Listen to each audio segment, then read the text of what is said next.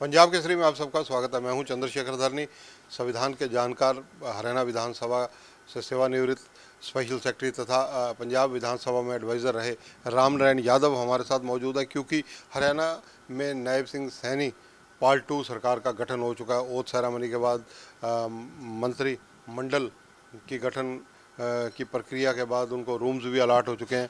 अब सवाल उठता है विधानसभा सत्र का। विधानसभा सत्र कब हो सकता है, कितने दिन का हो सकता है, क्या प्रक्रियाएं हैं, राम नारायण जी से जानकारी लेंगे क्योंकि विधानसभा की महारत इनको हासिल है। स्वागत है सर आपका। धन्यवाद जी। यादव साहब, अगर जिक्र किया जाए, जैसे सरकार का गठन हो गया, इसमें कोई टाइम लिमिट है कि इतने दिन के अंदर अंदर सेशन बुलाना अनिवार्य है? नहीं धरनी जी, इसमें टाइम की कोई ऐसी रिक्वायरमेंट नहीं है। इससे पहले मैं आपको ये डिटेल बताऊं, मैं सबसे पहले उनको सभी 90 मेंबर को मुबारकबाद देना चाहता हूं और मैं ये बताना चाहता हूं कि जब 26 अक्टूबर 1949 को हमारा संविधान जो फाइनल हो रहा था, तो डॉक्टर अम्बेडकर ने कहा था कि जो हमारे संविधान को चलाने वाले होंगे वो सौभाग्यशाली होंगे। तो ये कितनी बड़ी बात है कि ये 90 आदमी चुन के आए हैं और 90 में से 14 आदमी जो दूसरी ब्रांच एग्जीक्यूटिव को हेड करेंगे उनके लिए। और उन्होंने ये भी कहा था कि हमें विश्वास है कि यह स्वयं हित से ऊपर उठ के लोकहित और जनहित में काम करेंगे। और जैसा कि 17 तारीख को हमारे माननीय प्रधानमंत्री भी एनडीए की मीटिंग में कह गए हैं कि सभी जनहित में काम करें और जनता की सुविधा प्रोवाइड करने के लिए सभी काम करें। अब जहाँ तक आपकी बात जो आपने कहा था कि कोई समय लिमिट है ओथ के बाद में, ऐसा कोई लिमिट नहीं है, ना तो ड्यूरेशन ऑफ असेंबली के हिसाब से पीछे या आगे के हिसाब से, और ना ही कोई ऑर्डिनेंस अगर सरकार के पास पेंडिंग है, अगर है तो भी उसके लिए भी नहीं, क्योंकि ऑर्डिनेंस सेशन आने के 6 हफ्ते के बाद ख़त्म होता है, उससे पहले उसकी लागू नहीं होता उसकी कंडीशन। और दूसरी बात ये कि हमारी विधानसभा में ही खुद जो ओथ हुई हैं, सीएम की ओथ के बाद में ऑनरेबल मेंबर्स की ओथ 3 दिन से लेके 54 दिन तक हुई हैं। चौधरी बंसीलाल जी के टाइम पर 68 में उन्होंने ओथ ली थी दिल्ली कैनाल रेस्ट हाउस में, और उसके 54 डेज़ बाद हुई थी। 15 और 16 दिन के बाद तो बहुत हुई हैं, और लोकसभा में भी बहुत हुई हैं कई दफ़े। अभी इसी साल ही हमारे माननीय प्रधानमंत्री जी की भी 15 दिन बाद हुई है, तो इसमें ऐसी कोई कंडीशन नहीं है। एक स्पीकर का पद, एक डिप्टी स्पीकर, एक चीफ विप, विधानसभा से जुड़े हुए ये 3 प्रमुख पद रहते हैं क्या? हाँ, ये रहते हैं। देखिए, हमारी पार्लियामेंट्री सिस्टम में जो आपने 3 बताए हैं, ये तो 3 हैं ही। हमारी 2 चीज़ें हैं, एक तो ऑफिसर्स ऑफ द लेजिस्लेचर, उसमें आते हैं स्पीकर, डिप्टी स्पीकर, अब प्रोटेम स्पीकर। दूसरी चीज़ होती है पार्लियामेंट्री फंक्शनरीज, जो बात आपने कही है। पार्लियामेंट्री फंक्शनरीज में होते हैं speaker, deputy speaker, pro tem speaker, whip, leader of the house, leader of the opposition, chairman of the committees, और सीएजी, इलेक्शन कमीशन, और अकाउंटेंट जनरल, और सेक्रेटरी विधानसभा। ये पार्लियामेंट्री फंक्शनरी होती हैं उन 3 आदमियों के साथ जो आपने बताई हैं। यादव साहब, जिस प्रकार से एक चर्चा थी कि 3 या 4 सितंबर है, इससे पहले हरियाणा का शासन होना बहुत ज़रूरी है, आप क्या कहेंगे इस बारे में? नहीं, बिल्कुल ऐसा कोई नहीं है, बल्कि मैं तो ये कहता हूँ जो अभी आपको मैंने एग्जाम्पल्स दिए हैं लोकसभा की भी और विधानसभा की, कि हमारा आर्टिकल ना 174 कहता है और ना ही ड्यूरेशन का जो आर्टिकल है वो कहता है, और ना ही 176 जिसमें ओथ लेनी है राष्ट्रपति जी की, सॉरी गवर्नर साहब ने जो एड्रेस करना है वो कहता है, और ना ही दूसरा जो आर्टिकल है 189 जिसमें हाउस की कोरम वगैरह कुछ होता है, जो जिससे रिलेटेड हमारे ये हैं, वो कोई नहीं कहता कि इसमें ज़रूरत होती है।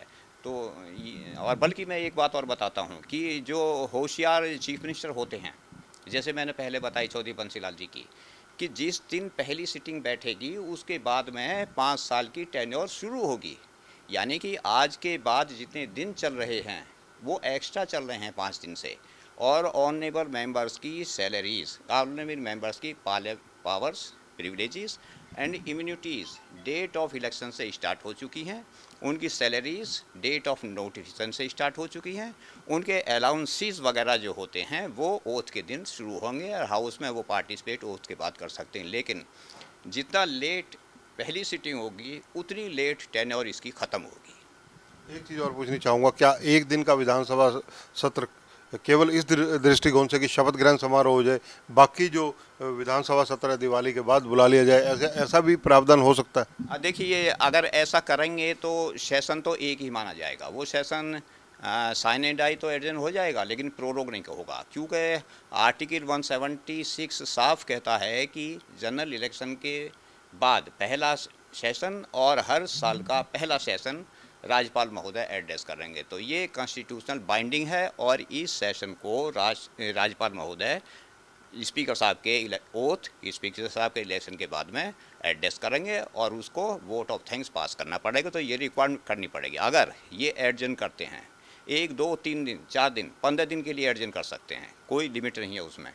उसके लिए क्या करना होगा इनको, या तो वहीं स्पीकर हाउस डिसाइड कर ले कि आज हम फॉर एग्जाम्पल ये 22, 23, 24 को बुलाते हैं, उस दिन एडजन करते हैं। तो ये डिसाइड करना पड़ेगा कि हम आगे इसको 5 नवंबर को 10 नवंबर तक के लिए एडजन करते हैं, या ये करेंगे कि हम साइन एंड डाई एडजन करते हैं और फिर उसके बीच में स्पीकर साहब को बुलाने की पावर है। स्पीकर साहब जिस दिन चाहें कोई किसी मेंबर के रिप्रेजेंट करने के कहने के बाद में बुला सकते हैं। और प्रमुख क्या क्या लेटेस्ट जानकारियाँ जो आप हमारे दर्शकों को देना चाहेंगे? देखिए, इसमें तो यही है कि जैसे अभी आप बात कर रहे थे अनऑफिशियली, अभी फॉर्मली की 15% की जो चैलेंज होने की बात बता रहे हैं हाई कोर्ट में। तो मैंने तो ये पहले भी बोला है आपके चैनल पर कि ऐसी कोई रिक्वायरमेंट नहीं है। इसका कॉन्स्टिट्यूशन में 13.13 हमारी बनती हैं 15% के हिसाब से, लेकिन 13.5 को 14 ही मानेंगे।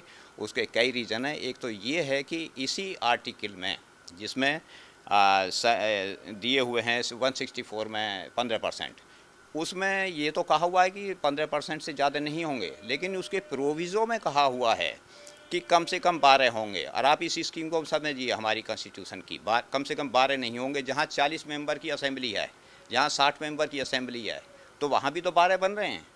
तो हमारी जो पार्लियामेंट की स्कीम है बड़ी फ्लेक्सिबल और बड़ी उसको एडजस्टेबल है और पॉजिटिव वे में चलने वाली है। अगर इसको वैसे तो जब प्राइम मिनिस्टर महोदय उस दिन प्रेजेंट थे, 14 बनाए हैं, तो ज़रूर अटॉर्नी जनरल की एडवाइस ले ली होगी और इसमें 14 ही बनते हैं। और अगर कोई कमी होती है और फाइनलिटी भी होती है तो supreme court general clauses act को देखते हुए इसको डिसाइड करती है, 14 ही बनते हैं।